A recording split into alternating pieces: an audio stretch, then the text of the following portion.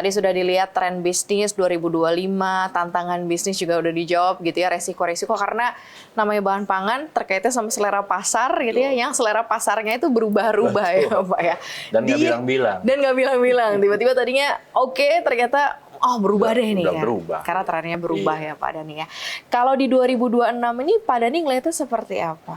Tantangan atau mungkin dari sisi food kreatif yang akan muncul. Karena kan kita nggak, mungkin trennya, tadi kan udah dibilang tren di luar belum tentu keserap di Indonesia. Tapi kalau dari Prambanan Kencana sendiri melihat 2006 ini larinya akan ke sini nih, gitu. Atau larinya akan lebih ke sweet, better than salt mungkin. Atau seperti apa melihat tren yang akan muncul di tahun ini?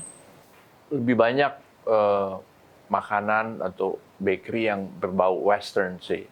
Kenapa? Karena dengan masyarakat Indonesia sekarang yang traveling kan semakin banyak ya, kemana-mana. Begitu dia traveling, dia mencicipi makanan di luar negeri, dan ini menjadi lifestyle mereka. Ketika mereka kembali ke Indonesia, saya mau makan itu. Atau pelaku bisnis dia bilang, coba saya mau bikin produk itu di Indonesia. Dan sekarang resepnya mudah, Bu. Di YouTube banyak. Googling aja ya, googling udah keluar banyak. ya. Jadi bisa keluar ya. Jadi tren-tren yang berbau Eropa gitu ya, berbau western ya, akan semakin marak sih menurut saya. Oke, dan berarti dari sisi ketersediaan bahan pangan pun juga sudah mulai disiapkan ya. Mungkin ingredients yang memang dibutuhkan untuk authenticity. Kadang kan walaupun di kopi, kadang suka masih ada beda-bedanya gitu ya kalau diproduksi di Indonesia ya. Nah itu juga rata-rata tarik dari bahan impor atau seperti apa, Sof? Ya mau nggak mau kalau yang produk-produk yang luar negeri itu mau nggak mau harus barang import sih, kebanyakan ya. Seperti kacang-kacangan kayak kacang almond, kan nggak tumbuh di Indonesia. Minyak zaitun nggak tumbuh di Indonesia. Mau nggak mau harus impor. Kalau food ingredient sendiri yang khususnya bahan pangan yang digunakan gitu ya, saat ini komparasi antara ketersediaan lokal produk dan impor sejauh ini seperti apa sih Pak? Kalau yang basic Bu ya, seperti terigu, Indonesia kan produsen terigu banyak ya nggak masalah. Cuman itu yang basic. Tapi kalau yang udah saya panggilnya garnish ya, jadi yang udah semacam kayak toppingnya segala macam, atau keju lah. Keju basic, tapi sampai saat ini Indonesia hanya bikin processed cheese, bukan natural cheese. Natural cheese mau nggak mau masih import, gitu loh. Jadi mayoritas natural cheese di Indonesia, seperti contohnya mozzarella, cheddar, parmesan, itu masih import semua. Masih import. Berarti rata-rata dominannya ingredients-nya masih dari luar ya Pak, produk-produk luar? Kalau untuk kami kebetulan yes. Kami mungkin begini Bu, prinsipal kami 50% lokal dan 50% kami import. Mungkin seperti itu. Oke. Agak terdampak nggak Pak dengan kondisi sekarang? Kalau kita lihat dari economic global ya Pak, misalnya nilai tukarnya lagi melemah terus gitu kan belakangan gitu ya, terus kemudian daya beli gitu, mempengaruhi nggak sih Pak kalau di bahan pangan? Sangat mempengaruhi, dan ini tugas kami ya sebagai pemasok harus bisa menyediakan produk alternatif. Artinya begini, kalau memang harga ini mahal, alternatifnya apa? Gitu loh. Mungkin contohnya, tahun lalu sempat harga mentega import ya, mahal sekali.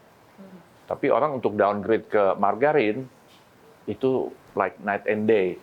Untuk produk tertentu ya. Jadi kita menyediakan yang in between. Yang butter blend sama margarin. Jadi harganya lebih terjangkau, tapi rasanya nggak sampai jauh. Dan kualitas end produknya masih oke gitu ya.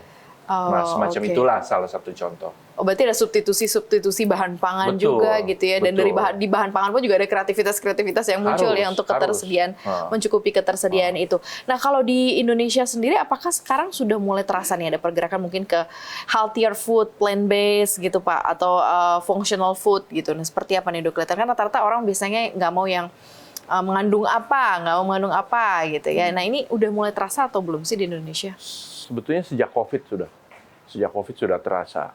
Tapi saya lihat tren untuk plant-based jauh lebih pesat daripada organic food maupun functional food. Kenapa? Karena organic food tersediaannya masih terbatas. Apa Ibu bisa ke semua restoran, ke supermarket, pasti ada organic food, organic version yang kita inginkan. Mungkin nggak ada, terbatas gitu loh. Kalau kita juga mau functional food ya, buat saya sendiri lebih nyaman saya bukan makan suplemen aja lebih mudah daripada harus functional food. Nah, tapi kalau plant based itu kesediaannya sekarang cukup di mana-mana ya.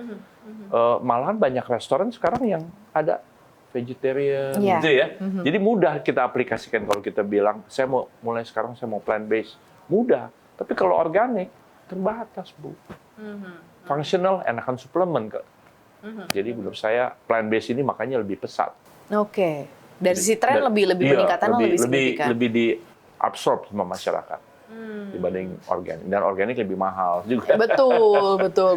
Kalau dari berarti kan plant based berarti mengambil porsi ya sekarang ya. Karena mungkin kesadaran orang untuk mulai hidup sehat ya, merubah lifestyle. Nah, kalau dari sisi Prambanan Kencana merespon tren ini gimana nih? Ya, kami menyediakan beberapa produk. Kami punya plant based, ya. Oat milk, almond milk, kami menyediakan, ya. Nanti bentar lagi mungkin ada meatless protein. Iya, karena kan kalau plant based kan mereka ada semacam bahan-bahan yang digunakan menyerupai gitu ya. Dan itu semua ketersediaannya.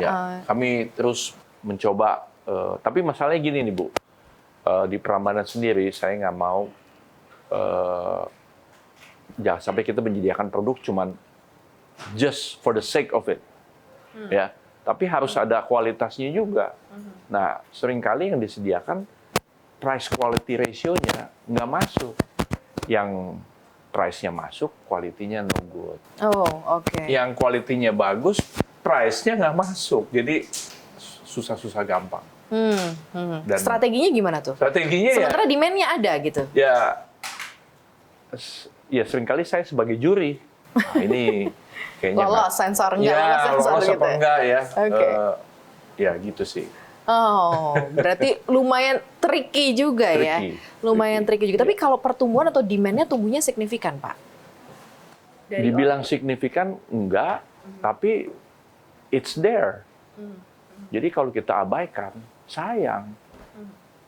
Mungkin suatu hari akan jadi besar, betul nggak? Kalau kita abaikan, total sudah membesar dan itu bisa diambil oleh pemasok lain.